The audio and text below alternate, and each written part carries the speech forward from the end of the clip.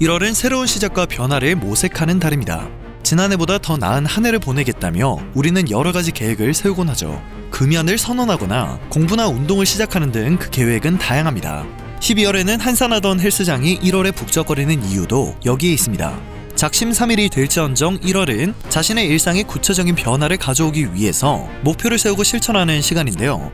일단 지난해 우리는 국가적으로 큰 변화를 체감했습니다. 코로나로 인해 그동안 감춰져 있었던 선진국들의 민낯이 만천하에 드러나기도 했는데요.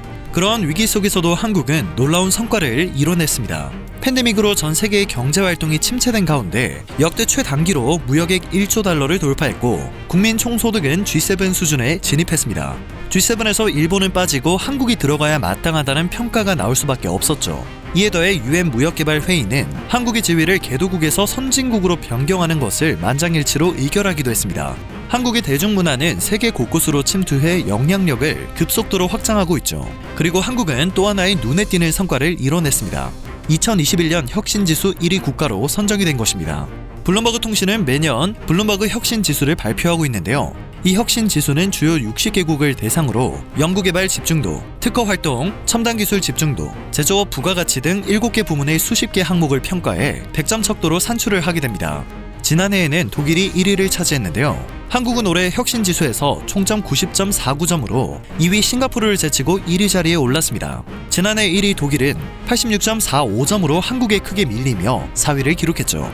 이로써 우리나라는 지난 2013년 블룸버그 혁신지수가 도입된 이후 무려 9년 동안 7번이나 1위를 차지하는 진기록을 달성해버렸는데요.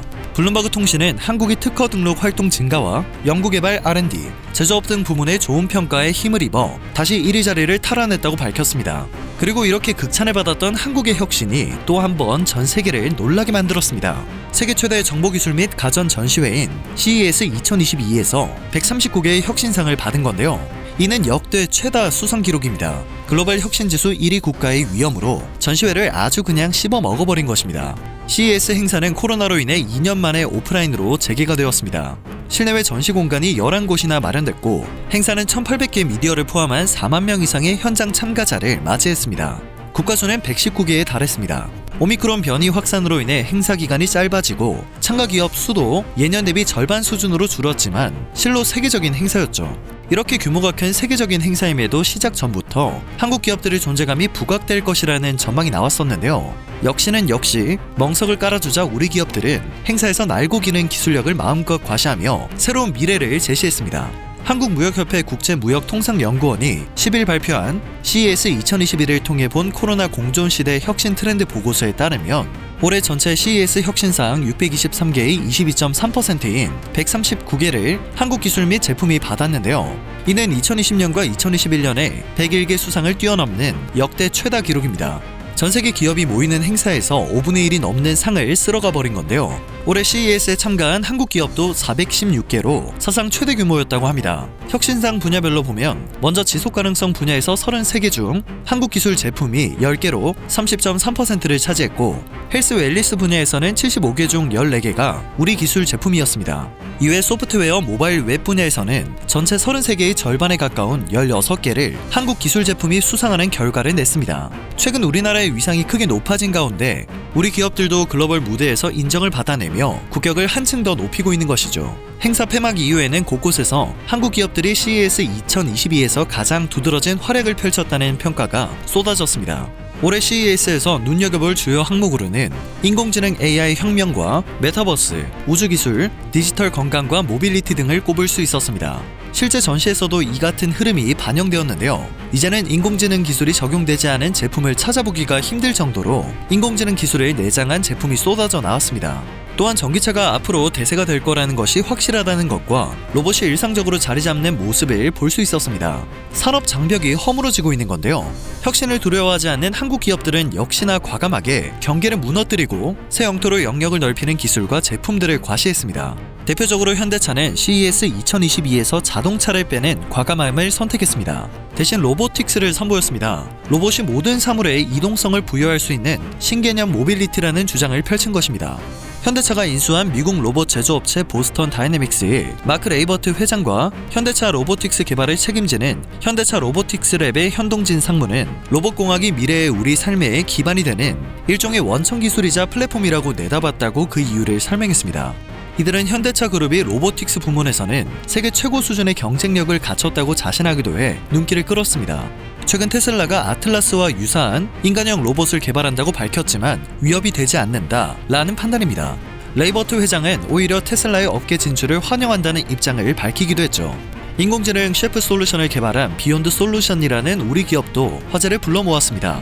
이곳은 음식 조리 과정을 AI로 학습해 자동화된 쿠킹 로봇을 통해 균일한 맛과 식감을 대량 재현하는 기술을 보유하고 있는데요. 이 기술을 활용해 농심과 함께 CES 2022 메인 전시관 앞에 부스를 꾸미고 AI 셰프로 재현한 짜파구리를 관람객들에게 제공했기 때문입니다. 영화 기생충에 등장해 전 세계적인 화제를 모았던 음식을 활용한 기술과 문화 콘텐츠의 결합으로 AI 셰프의 가능성을 타진하기 위한 기획이었죠. 방문객들은 AI 셰프가 조리한 짜파구리를 맛보기 위해 길게 줄을 서며 큰 호응을 보였습니다. 맛을 본 외국인들은 이걸 정말 기계가 만든 것이냐? 라는 질문을 쏟아냈고 미국 현지에서 한국의 맛을 그대로 경험할 수 있다는 것에 흥미를 보였습니다. 매년 활약을 펼쳤던 삼성과 LG도 역시나 혁신상을 휩쓸며 선전을 했습니다. 9일 CES를 주최한 미국 소비자기술협회에 따르면 LG전자는 LG 울트라파인 에르고 모니터로 최고 혁신상을, LG 올레드와 복잡한 식물 재배 과정 대부분을 자동화한 신개념 식물 생활가전 LG 티온 등으로 혁신상 24개를 수상했습니다. 삼성전자도 영상 및 음향 제품에서만 21개의 혁신상을 받았는데요. 특히 2022년 마이크로 LED와 네오 QLED는 독보적인 화질로 큰 주목을 받았습니다. 미국 테크 전문 매체 테크레이더는 네오 QLED 8K의 세이프 어댑티드 라이트 기능을 극찬하는 평가를 내놓기도 했습니다. 단 2개의 기업이 혁신상 45개를 싹쓸이하는 이 상황 자체가 혁신적인 상황 같습니다. 이렇게 잘 나가는 우리 기업들을 베끼는 기업도 있었습니다. 딱 떠오르셨죠? 그렇습니다. 중국 기업들이었는데요. 대표적으로 TV 시장에선 전 세계 점유율 3위에 올랐지만 생활가전 사업에선 후발주자인 TCL은 LG전자 제품과 유사한 제품들을 전시했습니다. 특히 스마트 리빙 룸 코너에 전시된 에어컨은 LG전자가 지난 2015년 처음 내놓은 듀얼 에어컨과 아주 유사한 모습이었습니다. 다른 가전업체 하이센스도 삼성전자가 내놓은 라이프스타일 TV, 더 세로와 비슷한 TV를 전시했죠.